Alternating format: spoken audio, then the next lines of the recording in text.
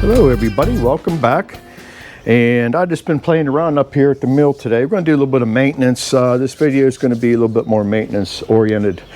Now we just got this Cook's Edger, brand spanking new, and when you get a new piece of equipment, there's always room for improvement. And while I was running it, I'm thinking this would be nice just to have a scale up here that you can eye up down that board.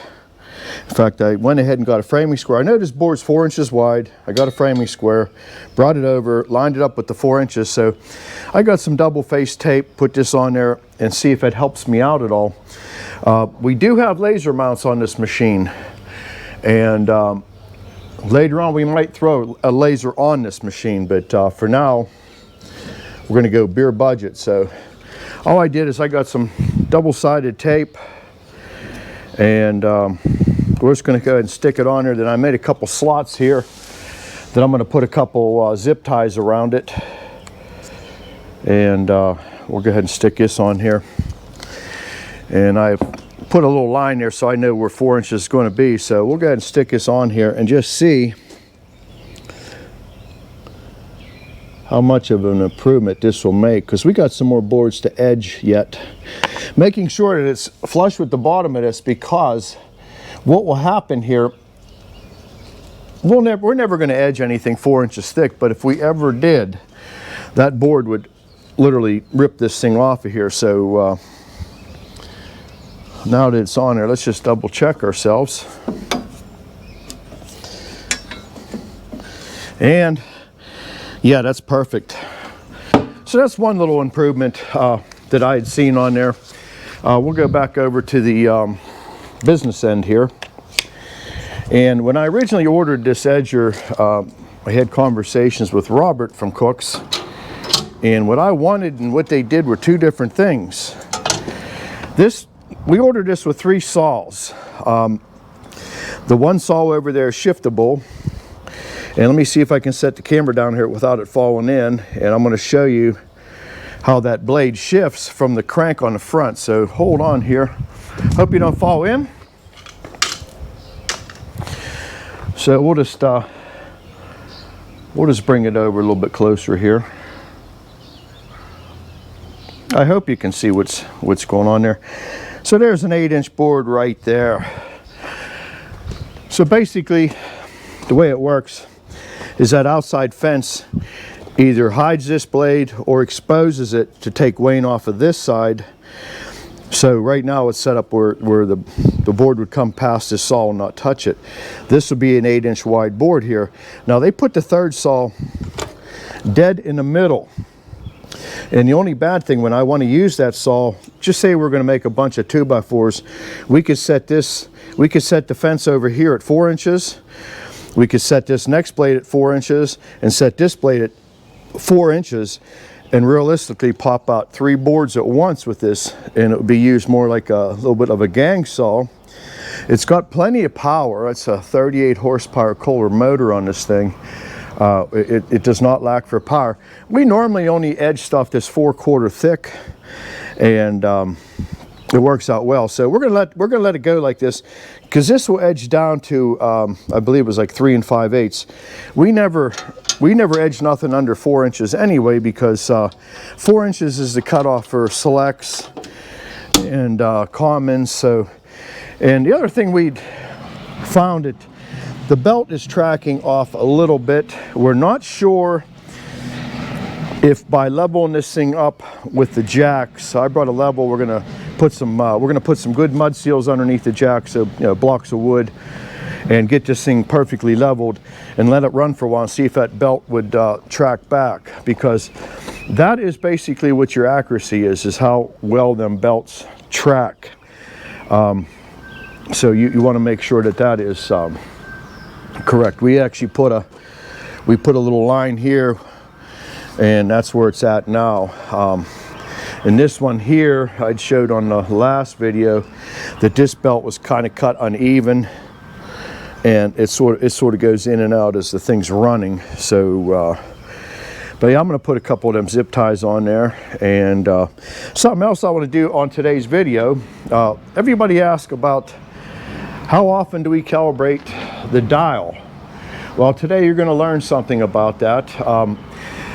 It's been a while since I recalibrated the knees. So in other words, you want to make sure that the distance between the face of the knee and the tip of the saw is, every one of these got to be exactly the same. The way I do it, I set each individual knee at the saw blade at the same tooth, at the same place on the tracks. Some people will set the number 1, and in our case, number 4 is our last head block, and then they'll stretch a line down there. I don't quite agree with that, because if you have any variation going up and down that track, that thing will, you'll end up with, you could end up with a 1/16 of an inch difference in this knee from that one. You're better off to set them independent. It's worked well for me. Last time I set these was when we put the new wheels and tracks on, so go back and look at that video. I think it was a 4 or 5 part video that we had basically put brand new wheels, brand new V rail down. So well, we'll jump up in the cab, we'll fire up the bus motor, and what I'm going to do is I'm going to get this thing back to where it needs to be, and we're going to make sure it's on a forward stroke, and we're just going to go ahead and park it at 12 inches. So let's go ahead and get the thing moved forward, and then we'll go ahead and start realigning the knees. Okay, we got the bus motor fired up, so we're going to go ahead and run the carriage backwards. And I basically want to get it where I can see the dial straight on. And like I said, you want to reverse it. Oh, gotta turn my power on. Without this power, we have no controls. So here we go. I'll show you how we do this. We're gonna hit the reverse button. We're gonna bump it forward. And what we want to do is just get right on that 12 inches, as close as we can be exact. And that's pretty good there. So next step, we're going to shut everything back down here. And then I'll show you how I'm going to realign every one of them against the blade. And we'll be with you here shortly. Okay, now, and this is the reason I use a wooden block. This is 12 inches long. I measured it, it's exact. The wooden block will sit nice and tight against the surface of that knee. A tape measure is going to be all over the board, and you can lay it down flat or on edge. But you can see you're getting this is actually better because you're getting a nice contact with that. And there it is. I mark a tooth. If you look at the distance in that saw, that's all the play there is in that guide. These need tweaked a little bit. Frickin' Jeep, I think he runs his guides just a little bit too tight. The guides are there just to keep the saw from walking out. They're not there to hold that saw whatsoever unless you hit a big knot. So they need a little tweaking, but you can see the maximum it's going to come out is probably less than a 32nd of an inch, maybe less than that, because you figure when it comes out it's still not going to be touching that. So you want to take that into consideration. And then when you look at the dial, we're going off of that measurement. Everything's on the forward motion now. So we took out all the slop in the rack and pinions. So everything we're doing now, we're working forward off of them racks. So we are literally, we took all the backlash out of it, is what they call it. The way this mill's set up, a lot of mills are similar. There is 3 bolts that lock the base of the knees down to the rack. The middle one here has the adjustment on it. So you got 1, you got 2, and you got 3. I had loosened them up earlier. So I'm going to put you somewhere where I think you're going to be able to see this. Here's the beauty of filming when you're by yourself. So I hope you're going to be able to see what we're doing here. So in order to bump this thing forward, you want to go in baby steps. You don't want to overdo it. So basically take a turn backwards, then go to this back nut, and you're going to bring it forward. And you can see the whole thing is moving now. So we are closing that gap very quickly. Probably have to do this a couple more times. I'm gonna get a little bit more. I'm just trying to feel the distance I need right there.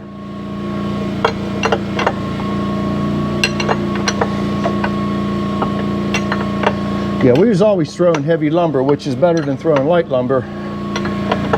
But I told Eddie last time we saw it, I says, we need to do some, we need some tweaking. I am down to maybe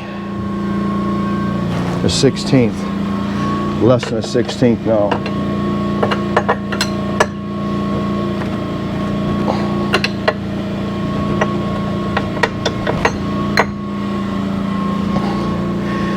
And there it is. Not going to get much better than that.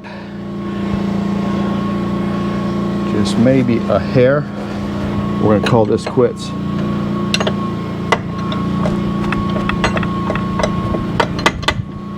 All right. So bring you back over here. We're looking pretty good. We're going to allow that saw to come out that little bit of a distance. And I also can do some adjustment up here if I run out of adjustment there, because that needle is a little bit more adjustable. So we're going to go ahead and run the rest of these down here, and we'll talk to you here when we got this done.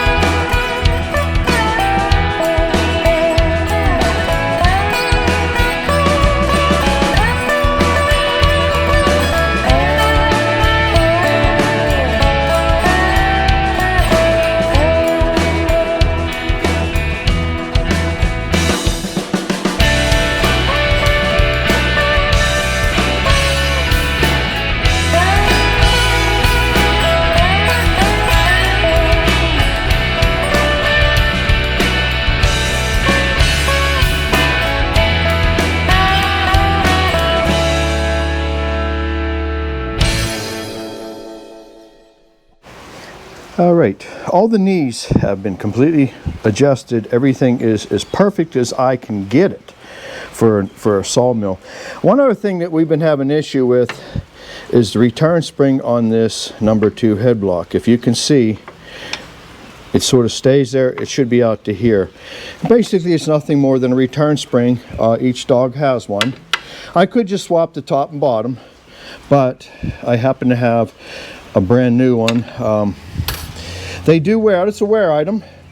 If you have an automatic mill with dogs, I'm going to try to set you up on the camera here, and I'll show you how this thing is removed. And the way the dog does work is this upper and lower is independent. So this whole assembly is on a slide. So the whole thing can go up and down. Now, once this cylinder contracts and tightens up, this becomes a set of tongs. So this lower one comes up to the bottom of the log, so this thing drifts upwards. So if you're looking at it now thinking, why don't you dog down tighter boards? Well, it can't, because it moves. So they put a lock screw on every one of these. You do not want one of these coming loose while you're sawing. I'm going to probably bet you it wouldn't end too well. And everybody asks, paint the dogs red. We painted these things one time, okay? And the other problem is these things have to move freely in and out. And if they don't and they stick, then I have other problems. So once they get nice and shiny and it's a wear surface, keep them lubed up and don't worry about it.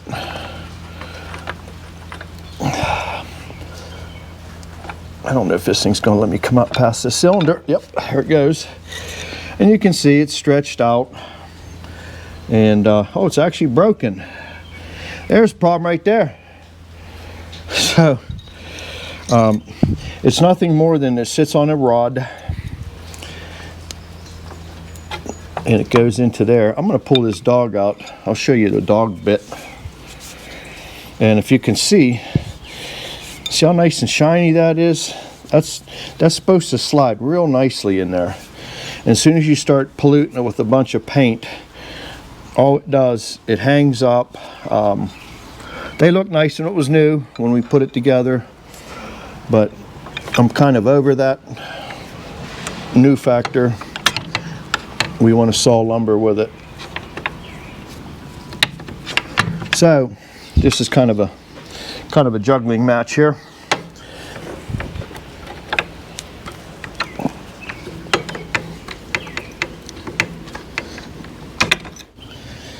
All right, after struggling with this for 5 more minutes, I took it back out and there's a little bit of a burr on it. Always something. Now I do have these cut down to size, and what you want to do as you tighten it, you want to make sure that this thing moves freely.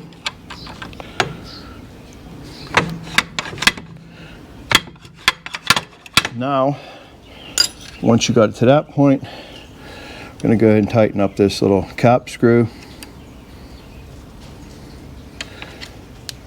And this basically is your safety factor to keep this thing from coming out. But every once in a while I go through this whole mill and I check a lot of problem areas while we're here.